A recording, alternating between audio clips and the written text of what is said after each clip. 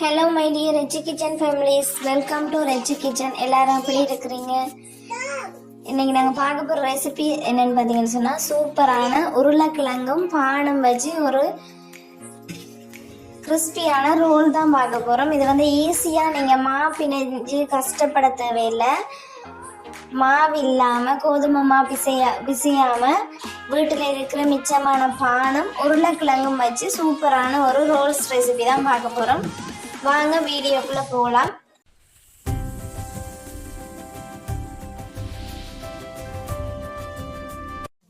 பார்த்தீங்கன்னா இதுக்கு வந்து நான் ஒரு 5 உருளைக்கிழங்கு கணக்கான மீடியம் சைஸ் உருளைக்கிழங்கு வந்து ஒரு 10 to 15 நிமிஷம் நல்லா வேக வச்சு எடுத்துருக்கிறேன்.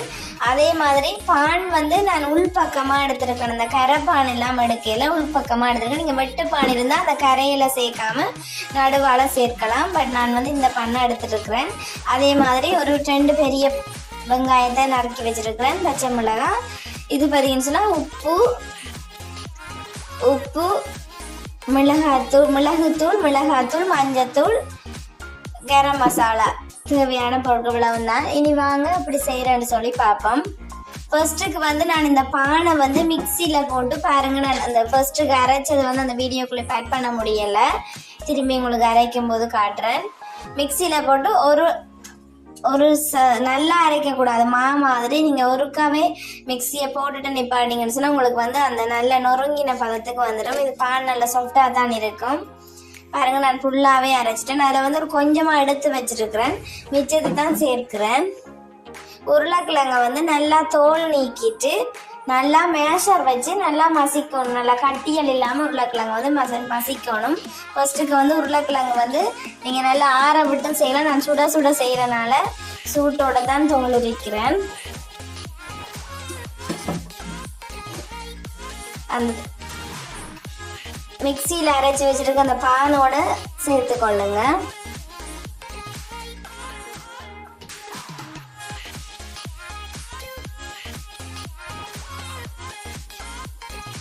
பாருங்க, ஃபர்ஸ்ட்டுக்கு வந்து அந்த எல்லா உருளைக்கிழங்கையும் வந்து உடைச்சி விட்டுட்டு அதுக்கு பிறகு மேஷர் வச்சு நல்லா மேஷ் பண்ணிக்கொள்ளுங்க.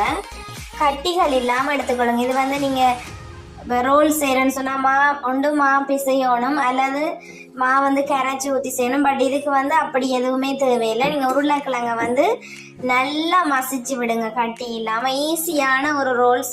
கிட்ஸ் கேட்டாங்கன்னு சொன்னால் நீங்கள் கஷ்டப்படாமல் நேரம் செலவழிக்காமல் ஒரு 10 நிமிஷத்துக்குள்ளேயே இது செய்திடலாம்.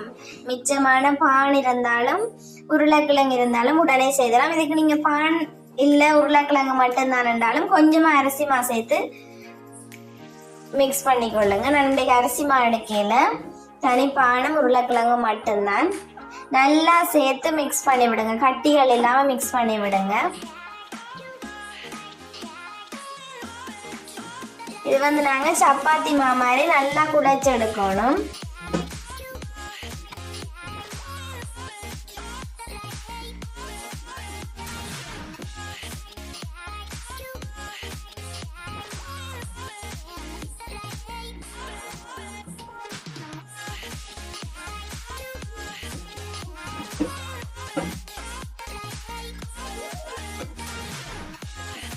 இந்த டைமில் வந்து நான் உப்பு, மிளகுத்தூள், கரம் மசாலா, மஞ்சத்தூள், மிளகாத்தூள் எல்லாம் எடுத்துருக்கிறேன். எல்லாத்தையுமே சேர்த்துக்கொள்கிறேன். அதே மாதிரி பெரிய வெங்காயமும் பச்சை மிளகாயும் சேர்த்துக்கொள்கிறேன். சேர்த்துட்டு நல்லா மிக்ஸ் பண்ணி சப்பாத்தி மாடை பதத்துக்கு குழைச்சி எடுத்துக்கொள்ளுங்க.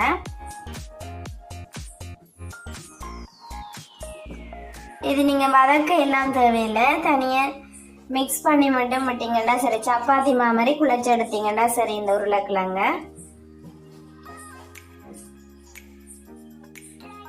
ஓகே. பாருங்க, நான் இப்படி உருட்டி எடுத்துட்டேன்னு சொல்லி பார்த்தீங்கன்னா இதில் வந்து நான் 2 டேபிள் ஸ்பூன் அரிசி மாவும் ஒரு 3 டேபிள் ஸ்பூன் கோதுமை மாவு எடுத்து வச்சிருக்கிறேன். அதை வந்து நல்ல தண்ணியாக கரைக்கணும். நான் வந்து இந்த டிஃபனில் எடுத்துனா அதே மாதிரி இந்த டிஃபன் பாக்ஸில் 3/4 கப் தண்ணி எடுக்கிறேன். நல்லா தண்ணி பதத்துக்கு நீங்கள் இப்போ மச்சிமா பதத்துக்கெல்லாம் கரைக்கணும்னு அவசியம் இல்லை. நல்லா தண்ணியாக இருந்தால் சரி. சும்மா ஒரு கோட் மாதிரி கொடுக்கறதுக்கு தானே அதில் போட்டு துவைச்சி எடுத்துட்டு நாங்கள் அந்த பிரெட் க்ரம்ஸில் போடணும். அதனால் சும்மா நல்லா தண்ணியாக கரைச்சி எடுத்துக்கொள்ளுங்க, கட்டிகள் இல்லாமல் கரைச்சி எடுங்க.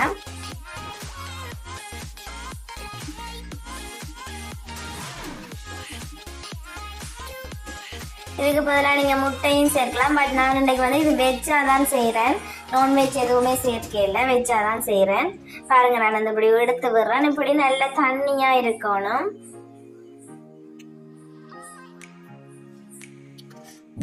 இனி பார்த்தீங்கன்னா உங்களோட கையில் வந்து எண்ணெய் அல்லது பட்டர் எதுவும் தடவிட்டு ஒரு ரோல் ஷேப்புக்கு இந்த உருளைக்கிழங்கை வந்து பிடிச்சு கொள்ளுங்க.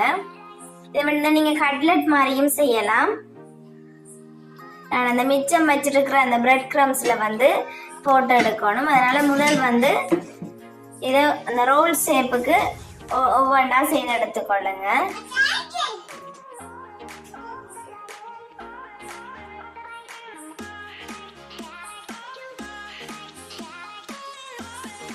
ஈஸியாக நல்லா மொறு மொருண்டு கிறிஸ்பியாக இருக்கும். விரும்பி சாப்பிடுவாங்க. உங்களோட கிட்ஸ் சோஸோட கொடுத்தீங்கன்னா நல்லா விருப்பப்பட்டு சாப்பிடுவாங்க. ஒரு நாளைக்கு செய்து பார்த்துட்டு அப்படி இருக்குன்னு கமெண்ட் பண்ணுங்க. அதே மாதிரி எங்களோட ரெச்சு கிச்சனை சப்ஸ்கிரைப் பண்ணிக்கொள்ளுங்க ஃபர்ஸ்ட் டைம் பார்க்குறாங்க. இந்த ஷேப்புக்கு எல்லாத்தையுமே உருட்டி எடுத்துக்கொள்ளுங்க.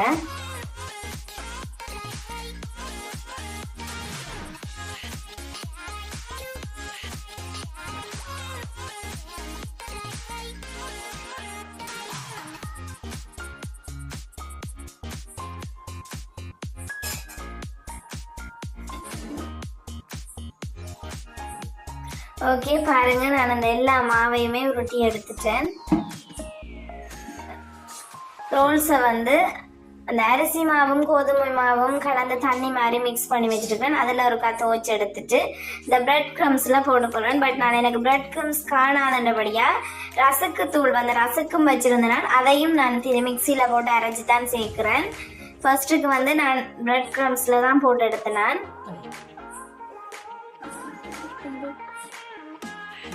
ஒவ்வொன்றா அந்த அரிசி மாவில் துவைச்சு அதே மாதிரி அந்த பிரெட் க்ரம்ஸில் போட்டு மிக்ஸ் பண்ணிவிட்டு எடுத்துக்கொள்ளுங்க. இதுக்கு வந்து நீங்கள் எதுவுமே குழச்சி கஷ்டப்பட தேவையில்லை. ஈஸியான ஒரு ஈவினிங் ஸ்நாக்ஸ் ரெசிபி. நல்லா கிறிஸ்பியாக இருக்கும், நல்லா டேஸ்டாகவும் இருக்கும். ட்ரை பண்ணி பாருங்கள் அப்படி இருக்குது. அரிசி மாவு வந்து நான் அந்த கரைக்கும் போது எடுத்தது வந்து நல்ல அந்த முறுமுறுப்பு தன்மையை கொடுக்கறதுக்காக தான் அரிசி மாவு எடுத்தேன். இல்லை உங்களுக்கு அது விருப்பம் இல்லைன்னு சொன்னால் நீங்கள் தனியாக கோதுமை அல்லது மைதா மாவுலேயே எடுத்துக்கொள்ளலாம். பாருங்க, நான் இந்த 4 இதுவும் பிரெட் க்ரம்ஸில் சேர்த்துட்டு மிச்சம் எல்லாமே ரசக்கு வந்து மிக்சியில் வச்சு திரிச்சிட்டு அதில் அந்த ரசக்கு தூளை தான் எடுத்தேன் நான். இனி வாங்க இப்படி பொரிச்சு எடுக்கிறேன்னு பாவம். சட்டி அடுப்பில் வச்சு எண்ணெய் வந்து காஞ்சு நல்லா அந்த பபிள்ஸ் வர டைமில் வந்து ரோல்ஸை ஒன்றொண்டா சேர்த்துக்கொள்ளுங்க. நல்லா மொறுண்டு நல்லா கிறிஸ்பியாக இருக்கும். நான் உங்களுக்கு சுட்டுட்டு எப்படி நல்ல சத்தமாக வருது, நல்லா எவ்வளோ கிறிஸ்பியாக இருக்குன்னு சொல்லி நான் உங்களுக்கு காட்டுறேன். இது நான் செய்துட்டு தான் லாஸ்ட்டாக தான் வாய்ஸ் ஓவர் கொடுத்தேன்னா எங்களுக்கு ரொம்ப டேஸ்டாகவே வந்தது. கிட்ஸுக்கு பிடிச்ச மாதிரி கொடுக்கலாம். சோஸோட கொடுத்தீங்கன்னா அவங்க விரும்பி சாப்பிடுவாங்க. கிட்ஸுக்கு பிடிச்ச ஒரு ரெசிபி. கட்டாயம் ட்ரை பண்ணி பார்த்துட்டு இப்படி இருக்குன்னு கமெண்ட் பண்ணுங்க. நல்லா கோல்டன் ப்ரௌன் கலராக வந்தோன்னே எடுத்துருங்க. 2 பக்கமும் திருப்பி வேகவிடுங்க. உள்ளுக்கு வேகணுமென்ற அவசியம் இல்லை. ஆல்ரெடி உருளைக்கிழங்கு எல்லாம் வெந்து தான் இருக்குது. அதனால் நீங்கள் அந்த மேலால் போட்ட கோட்டிங் மட்டும் நல்லா கோல்டன் ப்ரௌன் கலராக வந்தோன்னே எடுத்துருங்க.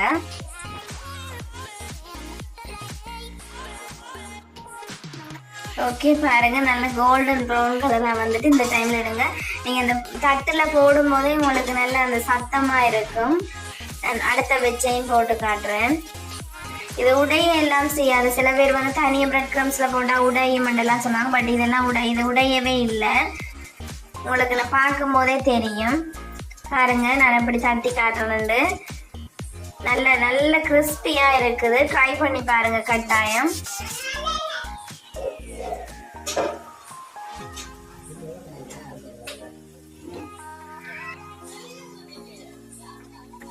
ஓகே, சூப்பரான ஒரு ஈவினிங் ஸ்நாக்ஸ் ரெடி ஆயிட்டு. ஓகே, பாருங்க, சூப்பரான ஒரு ஈவினிங் ஸ்நாக்ஸ் வந்து ரெடி ஆயிட்டு. ஈஸியாக ஒரு 10 நிமிஷத்தில் உருளைக்கிழங்கு இருந்தால் செய்திடலாம். பானும் உருளைக்கிழங்கும் வச்சு தான். இல்லை பான் உங்களுக்கு பிடிக்கலன்னு சொன்னால் தனி உருளைக்கிழங்கும் வெங்காயம் வச்சு நீங்கள் செய்து கொள்ளலாம். சூப்பரான டேஸ்டியான கிறிஸ்பியான உருளைக்கிழங்கு ரோல்ஸ் ரெடி ஆயிட்டு. இந்த வீடியோ பிடிச்சிருந்தா லைக் பண்ணுங்க, கமெண்ட் பண்ணுங்க, ஷேர் பண்ணுங்க. மறக்காம ரெச்சி கிச்சனை சப்ஸ்கிரைப் பண்ணுங்க. தேங்க்யூ. நெக்ஸ்ட் வீடியோல சந்திப்போம்.